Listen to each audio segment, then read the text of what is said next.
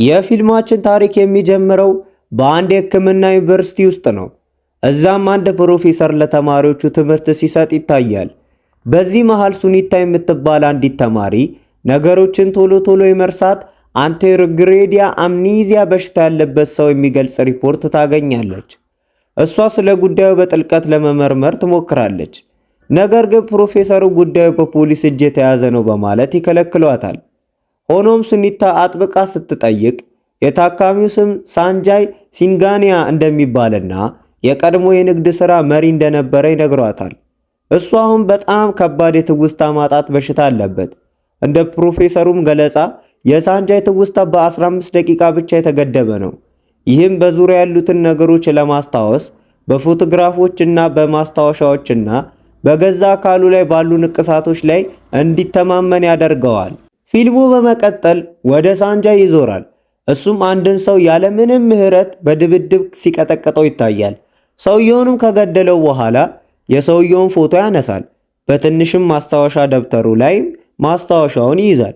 ሳንጃይ ስልኩ ሲመለከት ጋጂኒ የሚል ስም ያገኛል። ይህ ስለ ቀድሞ ሕይወቱ የሆነ ጭላንጭል የሚል ትዝታ እንዲያመጣበት ያደርገዋል። ይህ የተለየ ሰውን እየፈለገው እንደሆነ ግልጽ ነው። እሱ ከአካባቢው ከሄደ በኋላ በኢንስፔክተር አርጁን የሚመራ የፖሊስ ቡድንና የጋንግ ቡድኑ ወደ ወንጀሉ ቦታ ይመጣሉ። እያንዳንዳቸው ሳንጃይን ይፈልጉታል። በኋላ ሳንጃይ በእቃዎች በተሞሉ ቤትና ጋጂኒን ስለማደን በሚገልጹ ማስታወሻዎች በተሞላ ቤት ውስጥ ሲነቃ እናየዋለን። ወደ መጸዳጃ ቤትም ይሄዳል። ከመስታወቱ ስርም አንድ ማሳሰቢያ ተጽፎለታል። ሸሚዙን እንዲያወልቅ ይነግረዋል። ሲያወልቅም ገላው ትውስታውን እንዲያነሳሱለት በሚረዱ ንቅሳቶች መሸፈኑ ይታያል። ደረቱ ላይ ያለው ትልቁ ንቅሳት ካልፓና ተገደለች የሚል ሲሆን፣ ሁለተኛው ትልቅ ንቅሳቱ ደግሞ በቀን አንድ አፕል መብላት ከሐኪም ያርቃል የሚል ነው። በኋላ በዚሁ ቀን ሳንጃይ ወደ ሕክምናው ኮሌጅ ይሄዳል። እዚያም ሱኒታ ወደ እሱ ቀርባ በጉጉት ስለ ሁኔታው ትጠይቀዋለች። ሳንጃይ ግን ጓደኛሞች ባለመሆናቸው ምንም ለመናገር ፈቃደኛ አይሆንም። በሚቀጥለው ጊዜ ስትመጣ እንዲያስታውሳት ሱኒታ ፎቶዋን እንዲያነሳት ትመክረዋለች። በኋላ ሳንጃይ ቤት ውስጥ ማስታወሻዎቹን እያነበበ ያለ አርጁን በስውር ከጀርባ ገብቶ በዱላ መቶት ይጥለዋል። ፖሊሱም ያስረውና ተጨማሪ ፍንጭ ለማግኘት ልብሱን ያወልቃል። ቤቱን በሙሉ ሲፈትሽ ሁለት ማስታወሻ ደብተሮችን ያገኛል። አርጁን የመጀመሪያውን ደብተር ሲያነብ ታሪኩን ሳንጃይ ኤርቮይስ የሚባል ትልቅ የሞባይል ስልክ ኩባንያ ባለቤት እንደነበረና ወደዛ ወደ ድሮ ሕይወቱ ይመለሳል። እሱ በሁሉም ሰው የሚከበርና የሚወደድ በጣም ሀብታም ሚሊዮነር ሰው ነበረ። በሚቀጥለው የትዝታ ክፍል ካልፓና የምትባል ሞዴልን እንተዋወቃታለን። እሷ ለሳሙና ማስታወቂያ በጣም ትዘገያለች። ካልፓና ተንኮለኛ ስለሆነች ሆን ብላ ማስታወቂያውን ታበላሸዋለች። ይህም ዳይሬክተሩ እንዲቆጣ ያደርጋል። በሌላ በኩል ሳንጃይ ማስታወቂያ ለማሰራት ወይም ደግሞ ቢልቦርድ ለማሰራት በከተማው ህንፃ አካባቢ ላይ ለማሰራትና በመንገድ ዳር ላይ የሚሆነውን ቦታ እየፈለገ እያለ ካልፓና የምትኖርበትን ቤት ያገኛል። ስለዚህ ሳንጃይ ረዳቱ ሄዶ ካልፓናን ስለ ማስታወቂያው ስለሚሰራው ሰሌዳ እንዲያነጋግራት ያዘዋል። ሰራተኞቹ ወደ ስቱዲዮ ሲሄዱ የፊልሙን ዳይሬክተር ሳትቪርን ያገኙታል። ዳይሬክተሩ እነሱ ከኤርቮይስ ኩባንያ እንደመጡ ሲያቅ በጣም ይገረማል። ዳይሬክተሩ ሳትቪር የራሱን ትንሽዬ ሥራ ለማስተዋወቅ ቢሞክርም እነሱ ግን ካልፓናን ብቻ ነበረ ማግኘት የሚፈልጉት። በሚቀጥለው ትዕይንት ስብሰባው ይከናወናል። በኩባንያው ያሉ ሰራተኞች ሁሉ ንግግራቸውን በጉጉት ይሰማሉ። ካልፓና እንደ ሳንጃይ ያሉ ሀብታም ሰዎችን እንደምትጠላ ገልጻ የኩባንያውን ጥያቄ ውድቅ ታደርጋለች። ነገር ግን ውጪ የነበሩ ሰዎች ሳንጃይ ፍቅረኛዋ እንደሆነ አድርገው በስህተት ይሰማሉ። ስለዚህ ከክፍሉ ስትወጣ ሁሉም የኮሌጅ ጓደኞቿና ዳይሬክተሩ ልዩ ትኩረት ይሰጧት ጀመረ። ካልፓናም በሁኔታው ትንሽ ብትገረምም ሁኔታውን ግን ለመጠቀም ትወስናለች። በወሬውም አብራ መጓዝ ጀመረች። ቀናት እያለፉ ሲሄዱ ዳይሬክተሩ በትላልቅ ማስታወቂያዎች ላይ ዋና ተዋናይ ያደርጋታል። አንድ ቀን ካልፓና ፍጹም የሌለ የፍቅር ታሪክ ፈጥራ ለጋዜጠኞች ታወራለች። ወሬውም ደግሞ በዜና ይታተምና ይወጣል። ይህም በሳንጃይ ቢሮ ስልኮች ላይ እንዲበዙ ያደርግበታል። ሳንጃይ በጣም ይበሳጫል። ወሬውንም ለማስቆም ካልፓናን ሄዶ ለማግኘት ይወስናል። ወደ ስቱዲዮ እየሄደ ሳለ ሳንጃይ ካልፓናን ይመለከታታል። የአካል ጉዳተኛ ሕፃናትን መንገድ እንዲሻገሩ ስትረዳ ሲያያት በወሬ ውስጥ ያለችው ሴት እሷ መሆኗን አያውቅም ነበረ። በደግነቷን በጣም ይደነቃል። ስቱዲዮም ገብቶ ካልፓናን ሲያያት ግን ደንግጦ ይቀራል። ይህቺ ተንኮለኛ ልጅ የሳንጃይን እውነተኛ ማንነት ሳታቅ የሳንጃይ ፍቅረኛ እንደሆነች በኩራት ታወራለች። አብረው ብዙ ጊዜ እንደወጡና በቅርቡ ደግሞ እንደሚጋቡ ትናገራለች። ሳንጃይ ይህንን ሁሉ ሰምቶ ፈገግ ይላል። ለጊዜው አብሮ ለመጫወት ይወስናል። ተዋናይ ለመሆን እንደመጣ ሰው ሆኖ ይቀርባታል። በማግስቱ ሳንጃይ በቃለ መጠየቅ ላይ እያለ ካልፓና ደውላ የውስጥ ሱሪ ማስታወቂያ ስራ እንደተገኘለት ትነግረዋለች። ሳንጃይ ስራ ቢበዛበትም እሷን ለማየት ግን ይሄዳል። ምናልባት በካልፓና ደግነት ተማርኮ ወይም ደግሞ በውስጥ ሱሪ ማስታወቂያ ተገርሞ ሊሆን ይችላል። በባጃጅም ተሳፍሮ ይሄዳል። ከተማው ውስጥም ካልፓናን ያገኛታል። ሳንጃይ እንዲህ ባለ አካባቢ ስለማይውል ትንሽ ይጨንቀዋል። ነገር ግን ካልፓናን ሲያያት ፊቱ በደስታ ይበራል።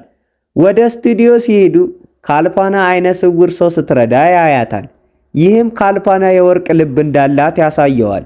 ሳንጃይም በደግነቷ ይበልጥ ይሳባል። ከዛን ቀን ጀምሮ ሁለቱ ብዙ ጊዜ አብረው ማሳለፍ ይጀምራሉ። ይበልጥም ይቀራረባሉ። አንድ ቀን ካልፓና ዳይሬክተሩን ታገኘዋለች። እሱም ስቱዲዮ ውስጥ ለሚደረገው የአዲስ ዓመት ግብዣ ፍቅረኛዋን እንደ ክብር እንግዳ ይዛ እንድትመጣ ይነግራታል። ካልፓና ትደነግጣለች። ሳንጃይም መስሎ የሚቀርብ ሌላ ሰው ትፈልጋለች። አንድ እንግዳ ሰው አግኝታ ሀብታም ነጋዴ መስሎ እንዲቀርብ ታሰለጥነዋለች። ነገር ግን ካልፓና ለዚያ ሰው ትምህርት ስትሰጠው እውነተኛው ሳንጃይ ይደርሳል። ያንን የተተካውን ሰው ሲያይ በሳቅ ይፈነዳል። ካልፓና ውሸቷን አምና እውነተኛው ሳንጃይ ማንነቱን ደብቆ ሳንጃይ ሲንጋይንን መስሎ እንዲመጣ ትለምነዋለች። ሳንጃይ ራሱን መስሎ ለመቅረብ በመጠየቁ ይበልጥ ይስቃል። ለጨዋታውም ይስማማል። በግብዣው ላይ ሳንጃይ በቅንጡ መኪና ይመጣል። ካልፓናም ከታቀደውና ከታሰበው በላይ በመሆኑ በጣም ትገረማለች። በድግሱ መሃል እርዳታ የሚጠይቁ ሰዎች ይመጣሉ። ሳንጃይም 500,000 ቼክ ሲሰጥ ካልፓና በድንጋጤ ትቀራለች። ነገር ግን ሁኔታ አሁንም አልገባትም። ከግብዣው በኋላ በአውቶቡስ ሲመለሱ ሳንጃይ በድንገት እወድሻለሁ ይላታል። ካልፓናም ደንግጣ የምታስብበት ጊዜ ተጠይቀዋለች። ካልፓናም ከሄደች በኋላ ሳንጃይ እንደ ተራ ሰው ሆኖ ልቧን ለማሸነፍ ይወስናል። ከተስማማች ብቻ ነው ማንነቱን ሊነግራት ያሰበው። ወደ አሁኑ ጊዜ ስንመለስበት አርጁን የመጀመሪያውን ደብተር ጨርሷል። ሁለተኛውን ሊጀምር ሲል ሳንጃይ ይነቃል። አርጁን ላይም ደግሞ ጥቃት ይሰነዘርበትና ከባድ ድብድብ ይጀምራሉ። ሳንጃይም ደግሞ ፖሊሱን ከደበደበው በኋላ ሊገለው ሲል የበሩ ደውል ይጮህበታል። ሳንጃይም ሲከፍተው የድሮ ረዳቱና ዶክተሩ ናቸው። ሊረዱትም ቢፈልጉትም ሳንጃይ እምቢ ብሎ በሩን ይዘጋል። በማግስቱ ሳንጃይ ጠላቱን ለመግደል ይወጣል። ጋጂኒ የክብር እንግዳ በሆነበት ኮሌጅ ውስጥም ይገባል። ሳንጃይ ፎቶ ያነሳዋል። ጋጂኒም ደግሞ ሥራ ስለበዛበት ሌላ ሰው ይልካል። ሳንጃይ የተላከውን ሰው ጋጂኒ መስሎት ክፉኛ ይደበድበዋል። በኋላ ግን ፎቶን ሲያስተያይ የተሳሳተ ሰው መሆኑን ይረዳል። ጋጂኒም ከጠባቂዎቹ ጋር ሲመለስ ሳንጃይ ፊቱን ሳያሳይ ያመልጠዋል። ይህም ወንጀለኛው ጋጂኒ አንድ ሰው እየፈለገው መሆኑን እንዲረዳ ያደርገዋል። ስለዚህም የጠላቶቹን ዝርዝር እያወጣ አንድ በአንድ ለመግደል ይወስናል። በሚቀጥለው ትዕይንት ሱኒታ ወደ ሳንጃይ ቤት ትገባለች። በሩ ክፍት ስለነበረ ገብታ የበቀል ማስታወሻዎቹን ታያለች። ደብተሩንም ትወስዳለች። ከዛም አርጁንን ታስሮ ታገኘዋለች። ሱኒታ በፍጥነት ትፈተዋለች። ሊያመልጡም ሲሉ ሳንጃይ ይመጣል። እነማን እንደሆኑ አያስታውስም። አርጁን ሊያመልጥ ሲል ግን በአውቶቡስ ተገጭቶ ይሞታል። ሳንጃይ ሱኒታ በሙምባይ ጎዳናዎች ላይ ያባረራታል። ግን ትውስታው ሲጠፋ ሱኒታ ጓደኛው እንደሆነች ትነግረዋለች። በሌላ በኩል ጋጂኒ ጠላቶቹንም ቢገልም አሁንም አንድ ሰው የቀረ ይመስለዋል። ሱኒታ ጋጂኒ ጋር ሄዳ ታገኘዋለች። ሳንጃይ ሊገለው እንደሆነም ትነግረዋለች። ፎቶውንም ትሰጠውና ጋጂኒ በ12 ሰዓት ውስጥ ሊገለው ይዘጋጃል። በማግስቱ ሳንጃይ ሱኒታ ያለችበት ክፍል አግኝቶ አንገቷን ይይዛታል። እሷ ግን አምልጣ በሩን ትዘጋበታለች። ፖሊስም ትጠራለች። ፖሊሶችም መጥተው ሳንጃይን ይዙታል። በኋላ ሱኒታ የሰረቀችውን ማስታወሻ ደብተር ታስታውሳለች። የመጀመሪያውን ደብተር አንብባ ታሪካቸውን ትረዳለች።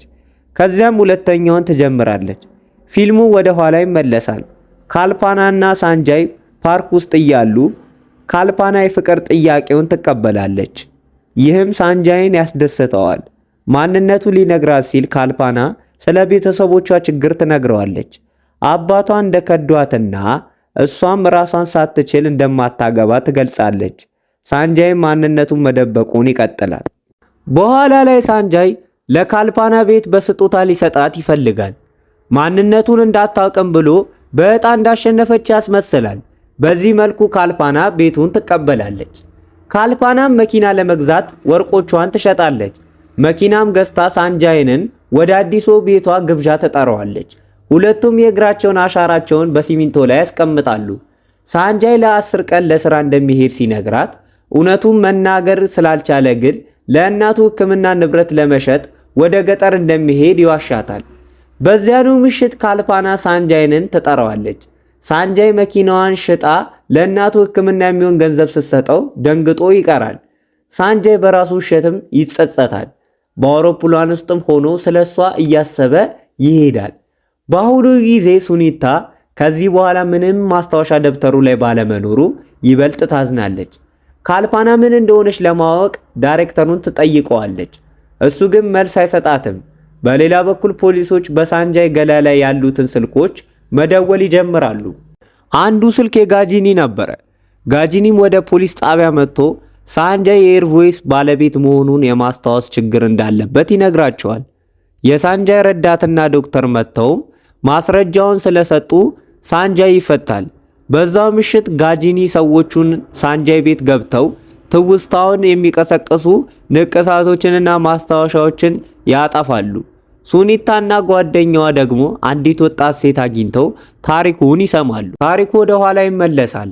ካልፓና ባቡር ውስጥ አንዲት ልጅ ከህፃናት አዘዋዋሪዎች ተደብቃ ታገኛታለች። ካልፓናም ልጅቷን ለመርዳት ብትሞክርም ወሮበሎቹ ግን ይወስዷታል። ካልፓናም ወርቋን ብትሰጣቸውም እምቢ ይሏታል። እንደ ዕድል ሆኖ ፖሊሶች ጣልቃ ገብተው ልጆቹን ያድኗቸዋል። ይህ ወሬ በዜና ላይ ይሰራጫል። አንድ ምሽት ፖሊሶቹ ለካልፓና ደውለው ልጆቹ እንደጠፉ ይነግሯታል። ካልፓናም ልትመረምር ስትሄድ ጋጂኒን ታገኘዋለች። ጋጂኒ ልጆቹን ገድሎ እንደ ጣላት ይነግራታል። ካልፓና ተሳድባ ትሄዳለች። ቤትም ስትገባ ፖሊሱ ደውሎ ጋጂኒ ገዳዮችን እንደላከባት ይነግራታል። ካልፓናም ትደበቃለች። ገዳዮቹም ቤቷን እየሰባበሩ ይፈልጓታል። ሳንጃይ ከጉዞ ተመልሶ ካልፓና ቤት ይሄዳል። ስልኳ ሲጮህ ገዳዮቹ ያገኟታል። ካልፓና ችግር ላይ እንደሆነች ለሳንጃይ ተነግሯለች። ሳንጃይም ተመልሶ ይመጣል። ሳንጃይም ካልፓና ቆስላ ያገኛታል። እሷም ጋጂኒ የሚለውን ስም በጆሮ ትነግረዋለች። ጋጂኒ ሳንጃይንም በብረት ይመታዋል። ካልፓናም በተመሳሳይ ሁኔታ ይገላታል። ሳንጃይንም ደግሞ ይመታዋል ማለት ነው። ለዚህ ነው ሳንጃይ በበሽታው የተያዘው። አሁንም የሚፈልገው በቀል ብቻ ነው። ሱኒታ እውነቱን ለሳንጃይ ትነግረዋለች። እሱም ያለቅሳል። ሳንጃይንም ለጋጂኒ ደውሎ እየመጣሁልህ ነው ይለዋል። ሱኒታ የጋጂኒን ቦታ ትነግረዋለች። ሳንጃይ ብቻውን ከወሮበሎቹ ጋራ ይዋጋል። የካልፓናን ትዝታም ደግሞ ጥንካሬ ይሰጠዋል። ጠባቂዎቹም ሽጉጥ የሌላቸው ነበሩ። ሳንጃይንም እየደበደባቸው ይገባል። ሳንጃይ ጋጂኒን አግኝቶ ይደባደባሉ። ሳንጃይም ደግሞ ያሸንፈዋል። ጋጂኒ ሊሸሽ ሲሞክር ሳንጃይ ይከተለዋል። ነገር ግን ልክ በዚህ ሰዓት ትውስታው ይጠፋል። ሳንጃይ ግራ ገብቶት ሲዞር ጋጂኒን ያገኘዋል። ጋጂኒ ጓደኛው መስሎት ቀርቦ ከጀርባው ይወጋዋል። ሱኒታም ልትረዳው ስትመጣ ጋጂኒ በጥፊ ይመታታል። ጋጂኒ ሱኒታም በብረት ሊገላት ሲል ሳንጃይ የተወጋበትን ብረት ነቅሎ ይወረውርበታል። ተነስቶም ጋጂኒን ይወገዋል። በመጨረሻም በብረት መቶት ይገለዋል። በቀሉም ተፈጸመ። ከ6 ወር በኋላ ሳንጃይ በካልፓና ስም ማሳደጊያ ከፍቶ ይታያል። ሱኒታ የእግር አሻራዋን ትሰጠዋለች። ሳንጃይ ካልፓናን እያሰበ ፊልሙ ያበቃል። ለተጨማሪ ቪዲዮዎች ሰብስክራይብ ማድረግን እንዳትረሱ። ላይክ ብታረጉም ይጠቅመኛል። ለብዙ ሰዎችም ሼር ብታረጉም አሪፍ ነው። ምርጥ ፊልሞችን ይዤላችሁ እመጣለሁ። ያው ይሄኛውን እስከዛ ድረስ እንድትይዙበት ነው። ሰብስክራይብ ብታረጉኝ ደስ ይለኛል። እናንተ ምርጦች፣ ሁሌም እንደምላችሁ እወዳችኋለሁ። ይመቻችሁ። ለማንኛውም